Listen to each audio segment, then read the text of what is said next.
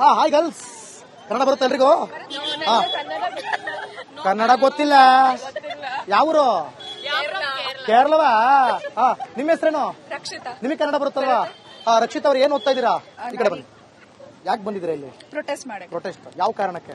ಏನಾಗಿದೆ? Examination paper leak ಆಗಿದೆ. ಹೌದಾ? ಯಾವಾಗ ಲೀಕ್ ಆಯ್ತು?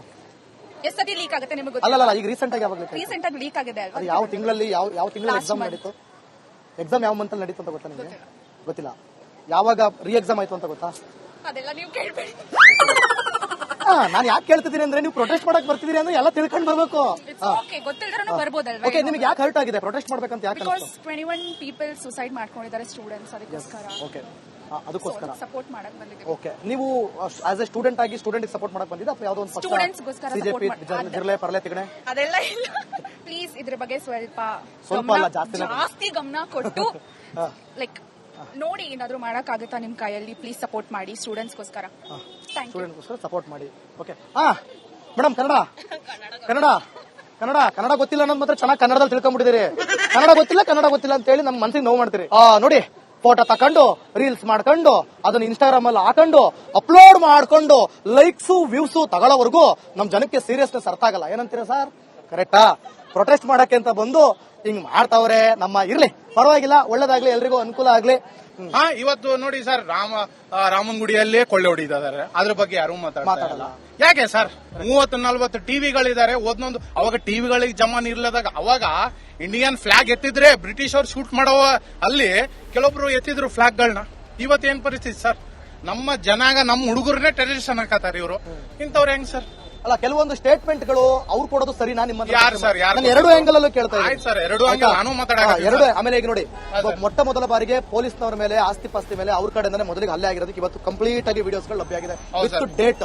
ಸೊ ಆತರ ಆದಾಗ ಇವ್ರ ತಾನೇ ಏನ್ ಮಾಡಕ್ಕಾಗುತ್ತೆ ಸರ್? ಮಕ್ಕಳು ಅನ್ನೋದು ನಮ್ಮ ಮನೇಲಿ, ನಿಮ್ಮ ಮನೇಲಿಗೆ ನಮ್ಮ ಮಕ್ಳು ಇರ್ತಾರೆ, ನನ್ನ ಮನೇಲಿ ಮಕ್ಳು ಇರ್ತಾರೆ. 20 ವರ್ಷ ಅವ್ರಿಗೆ ನಾವೇನೇನ್ ಅಂತೀವಾ, ನಿನ್ಗೆ ಏನ್ ಗೊತ್ತಾಗಲ್ಲ ಸುಮ್ನೆ ಇರಿ ಅಂತೀವ್ರಾ? ಇಲ್ಲ. ಇವತ್ತು ಸಡನ್ ಆಗಿ ಏನೋ ನೀಟ್ ಅಂತ ಮಾತ್ರ ಅಲ್ಲ ಇದು. ಹೌದು, ಏನಂದ್ರೆ ಏನು ಸಿಟ್ಟಿತ್ತು ವಿದ್ಯಾರ್ಥಿಗಳಿಗೆ, ಆ ಸಿಟ್ಟಿಗೆ ಒಂದು ವೇದಿಕೆ ಸಿಕ್ಬಿಟ್ಟಿದೆ. ವೇದಿಕೆ ಏನೋ ಸಿಜೆಪಿ ಇರ್ಬೋದು, ಸೋನಂ ಸರ್ ಇರ್ಬೋದು, ಎಲ್ಲ ವೇದಿಕೆ ಕೊಟ್ಬಿಟ್ಟಿದ್ದಾರೆ. ಈ ವೇದಿಕೆಯಿಂದ ಜನ ಏನ್ ಸಿಕ್ಕಿದೆ, ಆ ಸಿಟ್ಟು ಹೊರಗಾಗಕ್ಕೆ ಇವತ್ತು ಒಂದು ಒಳ್ಳೆ ವೇದಿಕೆ ಸಿಗ್ತಾ ಇದೆ. ಎಲ್ಲ ಕಡೆ ಪ್ರತಿಭಟನೆಗಳಾಗ್ತಾ ಇದೆ. ಇವತ್ತು ಕೂಡ ಸರ್ ಸರ್ಕಾರ ನಿಜವಾಗ್ಲೂ ಇವಾಗ ನೋಡಿ sir, first exam paper leak ಆದ್ಮೇಲೆ ಫಸ್ಟ್ ದಿನಕ್ಕೆ ವಿದ್ಯಾರ್ಥಿಗಳು ಸೂಸೈಡ್ ಮಾಡ್ಕೊಂಡ್ರು, ಒಬ್ರಾದ್ರು ಎರಡಾದ್ರು.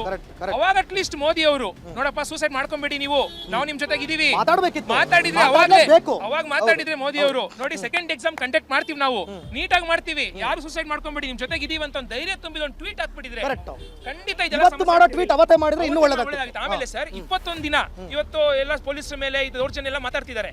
21 ದಿನ ಫ್ರೀಡಂ ಪಾರ್ಕ್ ಇದರಲ್ಲಿ ಜಂತರ್ ಮಂತರ್ ಪ್ರತಿಭಟನೆ ಮಾಡಬೇಕಾದ್ರೆ ಯಾರು ಮಾತಾಡಿಲ್ಲ. ಆಮೇಲೆ ಜಂತರ್ ಮಂತರ್ಗೆ ಹೋಗ್ತೀವಿ, ಪಾರ್ಲಿಮೆಂಟ್ ಮಾರ್ಚ್ ಮಾಡ್ತೀವಿ ಅಂತ ಹೇಳ್ತಾನೆ ಇದ್ದಾರೆ. ವಿದ್ಯಾರ್ಥಿಗಳು ರಸ್ತೆಗಿಳಿದಾಗ ಸಮಸ್ಯೆಗಳು ಬರುತ್ತೆ ಅಂತ ಗೊತ್ತಿರ್ಬೇಕು ಸರ್ಕಾರಕ್ಕೆ. ಅದೆಲ್ಲ ಗೊತ್ತಿದ್ದಾಗಲೇ ಮುಂಚೆನೆ ವಿದ್ಯಾರ್ಥಿಗಳನ್ನ ಕರೆದು ಎಲ್ಲ ಸರಿ ಮಾಡಬಹುದಾಗಿತ್ತು. ಆದ್ರೆ ಇವತ್ತು ಕೂಡ ಅಷ್ಟು ವಿದ್ಯಾರ್ಥಿಗಳ ಮೇಲೆ ಹಲ್ಲೆ ಆಗಿದೆ, ಹೆಣ್ಣು ಮಕ್ಕಳ ಮೇಲೆ ಹಲ್ಲೆ ಆಗಿದೆ, ಮಕ್ಕಳ ಮೇಲೆ ಹಲ್ಲೆ ಆಗಿದೆ. 5 ವರ್ಷ 10 ವರ್ಷ ಮಗು ಹೇಳ್ಕೊಂಡು ಹೋಗಿದ್ದಾರೆ, ಮುಂಬೈಲಿ ಹೇಳ್ಕೊಂಡು ಹೋಗಿದ್ದಾರೆ, ಎಲ್ಲ ಕಡೆ ಹೇಳ್ಕೊಂಡು ಹೋಗಿದ್ದಾರೆ. ಇವಾಗ ಮಾತಿದ್ರೆ ಯಾರೇ ಪ್ರತಿಭಟನೆ ಮಾಡಿ, ಯಾರೇ ಪ್ರಶ್ನೆ ಕೇಳಿದ್ರು ಟೆರರಿಸ್ಟ್, ಬಿ ಟೀಮು ಅಂತ ಮಾತಾಡ್ತಾರಲ್ಲ. ಇವಾಗ ನೋಡಿ, ಇಲ್ಲೇ ನೋಡಿ, ಆಟೋ ಡ್ರೈವರ್ಸ್ ಇದ್ದಾರೆ, ಸ್ಟೂಡೆಂಟ್ಸ್ ಇದ್ದಾರೆ, ಯಾಕೆ ಬರ್ತಾರೆ? ಅದೇ ಸರ್, ಇಲ್ಲಿ ಸರ್ಕಾರ ಇವಾಗಾದ್ರೂ ನೀಟ್ ಇವತ್ತು ತಗೊಂಡೋಗ್ಬಿಟ್ಟು ಪ್ರೈವೇಟ್ ಕೋಚಿಂಗ್ ಮಾಫಿಯಾ ಕೈಲಿ ಕೊಟ್ಟಿದ್ದಾರೆ. ಇವತ್ತು ನೀಟ್ ಹಗಲ್ ದರೋಡೆ ಆಗಿದೆ, NTA ಇವತ್ತು ಹಗಲ್ ದರೋಡೆ ಆಗಿದೆ. ಅದನ್ನ ಎರಡೂ ಸರ್ ಇವತ್ತು ಅಬಾಲಿಷ್ ಮಾಡಬೇಕು. ನೀಟ್ NTA ಅಬಾಲಿಷ್ ಮಾಡಬೇಕು. ಬಡವ್ರ ಮಕ್ಕಳು ಓದುವಂತ ಪರಿಸ್ಥಿತಿ ನಿರ್ಮಾಣ ಆಗ್ಬೇಕು ಅಂತ ಈ ಪ್ರತಿಭಟನೆ ಹೇಳ್ತಾ ಇದೆ. ಇದರಿಂದ ಹಲವಾರು ವಿದ್ಯಾರ್ಥಿಗಳ ಸಮಸ್ಯೆ ಪೇಪರ್ ಲೀಕ್ ಮಾತ್ರ ಅಲ್ಲ, ಶಿಕ್ಷಣದ ವ್ಯಾಪಾರೀಕರಣ. ಕೇಂದ್ರ ಸರ್ಕಾರ 1.5 ಲಕ್ಷ ಸರ್ಕಾರಿ ಶಾಲೆಗಳನ್ನ ಮುಚ್ಚಾಕಿದ್ದಾರೆ ಇವತ್ತು. ರಾಜ್ಯ ಸರ್ಕಾರ ಸರ್, ಕಾಂಗ್ರೆಸ್ ಮರಿಬೇಡಿ, ಈ ನೀಟ್ ಎಕ್ಸಾಮ್ ತಂದಿದ್ದೆ ಕಾಂಗ್ರೆಸ್ ಸರ್ಕಾರ. ಅವರು ಪ್ರಶ್ನಾರ್ಹರು. ಎರಡೂ ಸರ್ಕಾರಗಳು ಇವತ್ತು ಪ್ರಶ್ನೆ ಮಾಡ್ಲಿ. ಇಬ್ರು ಸರ್, ಎರಡೂ ಸರ್ಕಾರಗಳು ಹಕ್ಕು ಎಲ್ಲರಿಗೂ ಇದೆ. ನಾನ್ ಕೇಳಿದೆ ಸರ್, ಹಿಂಸಿಸುವ ಹಕ್ಕು ಇದೆಯೇ? ಅದೇ ಸರ್, ಅದಕ್ಕೆ ಇವಾಗ ಎರಡೂ ಪಕ್ಷಗಳು ಜನವಿರೋಧಿ, ಹಿಂಸೆ ಮಾಡೋದು ಕೂಡ ತಪ್ಪು. ಇಲ್ಲಿ ವಿದ್ಯಾರ್ಥಿಗಳೇನು ಹಿಂಸೆ ಮಾಡ್ತಾ ಇಲ್ಲ, ಪೊಲೀಸರ ಹಿಂಸೆ ಬಗ್ಗೆ ಪ್ರೂಫ್ಗಳು ಸಿಗ್ತಾ ಇದೆ. ಇದ್ರ ಬಗ್ಗೆ ತನಿಖೆ ಆಗ್ಲಿ. ಈಗ ಇಲ್ಲೆಲ್ಲ ಒಂದಷ್ಟು ಜನಸಾಮಾನ್ಯರಿದ್ದಾರೆ, ಬೀದಿ ಬದಿ ವ್ಯಾಪಾರಸ್ಥರಿದ್ದಾರೆ, ಹೆಣ್ಮಕ್ಳಿದ್ದಾರೆ.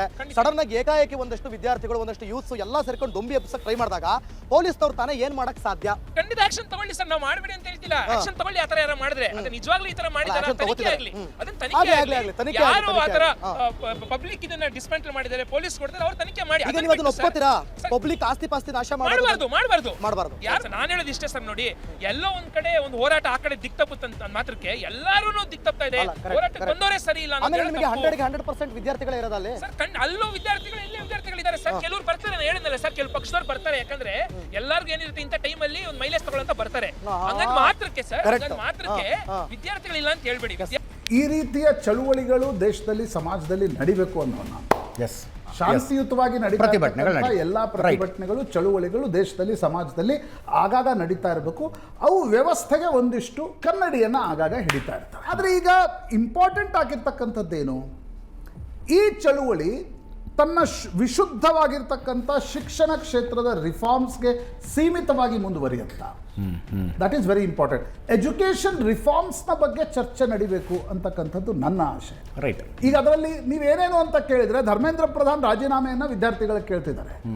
ಅದರಿಂದ ಹಿಡಿದು ಕೋಚಿಂಗ್ ಮಾಫಿಯಾ ಶಿಕ್ಷಣ ಕ್ಷೇತ್ರಕ್ಕೆ ಕೊಟ್ಟಿರ್ತಕ್ಕಂಥ ಏಟು ಮತ್ತು ಕೋಚಿಂಗ್ ಮಾಫಿಯಾದಿಂದ ಶಿಕ್ಷಣ ಕ್ಷೇತ್ರದಲ್ಲಿ ಆಗಿರ್ತಕ್ಕಂಥ ಕಮರ್ಷಿಯಲೈಸೇಷನ್, ಅದರ ಬಗ್ಗೆ ದುರಂತ ಅಂದ್ರೆ ಪ್ರತಿಭಟನೆಯಲ್ಲಿ ಒಬ್ಬ ವ್ಯಕ್ತಿ ಕೂಡ ಅದನ್ನು ಮಾತಾಡಲಿಲ್ಲ. ನೆನ್ನೆ ಯಾರೋ ಒಬ್ಬರನ್ನ ಪ್ರತಿಭಟಿಸ್ತಾ ಇದ್ದ ಒಬ್ಬ ವ್ಯಕ್ತಿಯನ್ನು ಮಾರ್ಕ್ ಮಾಡಿ ತೋರಿಸ್ತಾ ಇದ್ರು. ಅದೊಂದು ಅತಿ ದೊಡ್ಡ ಕೋಚಿಂಗ್ ಕಂಪನಿ ಇದೆಯಂತೆ.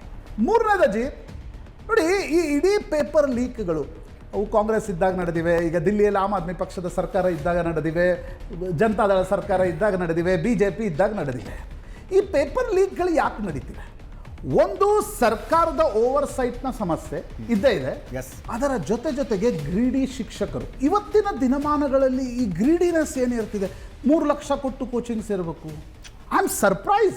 ನಾನು ಯಾಕಿದೆ ಈ ವಿಷಯಗಳನ್ನು ಎತ್ತಾ ಇದ್ದೀನಿ ಅಂದರೆ, ರಾಜಕೀಯ ವಿಷಯ ನಡೆಯುತ್ತೆ ಈ ಚರ್ಚೆ, ಬೇಡ ಅಂದರೂ ಈ ವಿಷಯ ರಾಜಕಾರಣದಲ್ಲಿ ಚರ್ಚೆ ನಡೆಯುತ್ತೆ.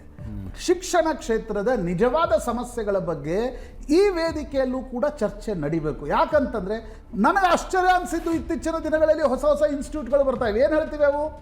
Go for a dummy college, tuition ಓಡಿ ಅಂತ. 2 ಲಕ್ಷ 2.5 ಲಕ್ಷ ಫೀಸ್ ಇದೆ ಅದಕ್ಕೆ. ಈ ಕಮರ್ಷಿಯಲೈಸೇಷನ್ ಆಫ್ ಎಜುಕೇಷನ್ ಏನಿದೆ, ಅದು ಪೇಪರ್ ಲೀಕ್ಗೆ ಬಹಳ ಮುಖ್ಯವಾಗಿರ್ತಕ್ಕಂಥ ಕಾರಣ. ವ್ಯವಸ್ಥೆಯ ಪಾತ್ರ ಅದರಲ್ಲಿಲ್ವಾ? ವ್ಯವಸ್ಥೆಯ ಪಾತ್ರ ಇದ್ದೇ ಇದೆ. ಕೆಲವು ಕ್ರಿಮಿನಲ್ ಪಾತ್ರಗಳಿವೆ, ಕೆಲವು ಓವರ್ಸೈಟ್ನ ನಿರ್ಲಕ್ಷ್ಯದ ಪಾತ್ರವೂ ಕೂಡ ಇದೆ. ಏನು ಮೋದಿ ಅವ್ರ ಬಗ್ಗೆ ಪುಂಖಾನುಪುಂಖವಾಗಿ ಆ ರೀಲ್ ಬಿಡ್ತಕ್ಕಂತ ಚಕ್ರವರ್ತಿ, ತೇಜಸ್ವಿ ಸೂರ್ಯ ಅಡ್ರೆಸ್ ಇಲ್ಲ ಅಲ್ಲ ಗುರು, ನೀವು ಅಡ್ರೆಸ್ಸೇ ಇಲ್ಲ. ಏನ್ ಮಾಡೋದು? ಕಾಳಜಿ ಇಲ್ವಾ ಸರ್ ನಿಮ್ಗೆ? ತೇಜಸ್ವಿ ಸೂರ್ಯ ಅವರೇ, ಕಾಮನ್ ಸೆನ್ಸ್ ಇಲ್ವಾ? ನೀವು MP ರೀ. 20 ಜನ ವಿದ್ಯಾರ್ಥಿಗಳು ಸತ್ತೋಗಿದಾರ್ರಿ. ರಾಜ್ಯದ ಅನೇಕ ಮಕ್ಕಳು ನೀಟಿಂದ ಸಫರ್ ಆಗಿದಾರ್ರಿ. ಯಾಕ್ರಿ ಬಾಯಿ ಮುಚ್ಕೊಂಡಿದ್ದೀರಾ? ಮೋದಿ ಅವರ ಚರಿಷ್ಮಾ ಕಡಿಮೆ ಆಯ್ತು, ಮೋದಿ ಅವರ ಡೌನ್ಫಾಲ್ ಸ್ಟಾರ್ಟ್ ಆಯ್ತು, BJP ಅವರ ಡೌನ್ಫಾಲ್ ಸ್ಟಾರ್ಟ್ ಆಯ್ತು. ನಾನು ಹೇಳ್ತಾ ಇರೋದು, 20 ಜನ ಸತ್ತೋಗಿದಾರಲ್ಲ, ಆ ಮಕ್ಕಳ ಫ್ಯಾಮಿಲಿಗೆ ತಾವೇನ್ ಮಾಡ್ತೀರಾ? ಧರ್ಮೇಂದ್ರ ಪ್ರಧಾನ್ ಅವ್ರ ರಾಜೀನಾಮೆ ಯಾವಾಗ ಕೊಡ್ತೀರಾ? ಮುಂದಿನ ವರ್ಷದಿಂದ ನೀವು ನೀಟ್ ಪರೀಕ್ಷೆ ಹೆಂಗ್ ನಡೆಸ್ತೀರಾ? ವೆದರ್ ಆನ್ಲೈನಾ ಆಫ್ಲೈನಾ? ಯಾವ ತರ ನಡೆಸ್ತೀರಾ? ಸ್ಪಷ್ಟೀಕರಣ ಕೊಡಿ. ಆ ಧರ್ಮೇಂದ್ರ ಪ್ರಧಾನ್ ಯಾರು ಸರ್ ನಿಮಗೆ ನಾಮಕರಣ ಮಾಡಿದವನು? ಅವ್ರ ಹೆಸರು ಕೊಡಿ ಸರ್, ಅವ್ರನ್ನ ಬೈತೀನಿ ನಾನು. ಧರ್ಮೇಂದ್ರ ಪ್ರಧಾನ್ ಅಲ್ಲಿ ಧರ್ಮ ಅಂತ ಯಾರು ಸರ್ ಇಟ್ಟಿದ್ದು? ನೀವು ಅಧರ್ಮ ಸರ್, ಅಧರ್ಮೇಂದ್ರ ಪ್ರಧಾನ್ ನೀವು. ಮತ್ತೊಮ್ಮೆ ಹೇಳ್ತಿದ್ದೀನಿ, ನಾನು ರಾಜ್ಯದ ಯುವಕರ ಪರವಾಗಿ ನರೇಂದ್ರ ಮೋದಿ ಅವರಿಗೆ ಮೆಂಟೋಸ್ ಕಳಿಸ್ಕೊಡ್ತಾ ಇದ್ದೀನಿ. ಅದು ತಿಂದ ಮೇಲೆ ಆದ್ರೂ ದಿಮಾಗ್ ಕಾ ಬತ್ತಿ ಜಲಾದೆ.